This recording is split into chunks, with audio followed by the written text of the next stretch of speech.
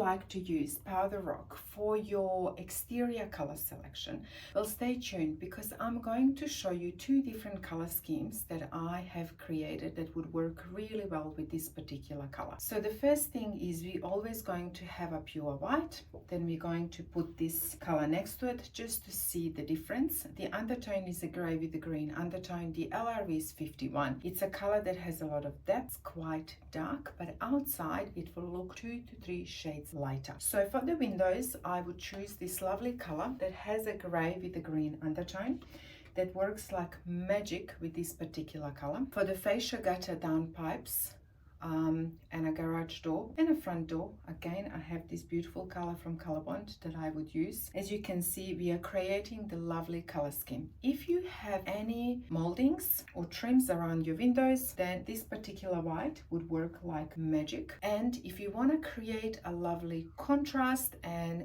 if you have lovely columns and you want to add another color, we are still staying in the same neutral gray with a green undertone, but I would just add that. And as you can see, we have created absolute magic using one particular undertone, using the white that works really well with this particular undertone, and just created timeless, beautiful color scheme for your exterior. This would only apply if you have weatherboard house or if you have cable home that will be rented. Now, let me show you another color scheme that can work really well with this particular color. So you can definitely use this as your main color, but this time we are going to use black windows. So they are going to be our option. Then for your fascia, and so for your fascia, we definitely can use this color.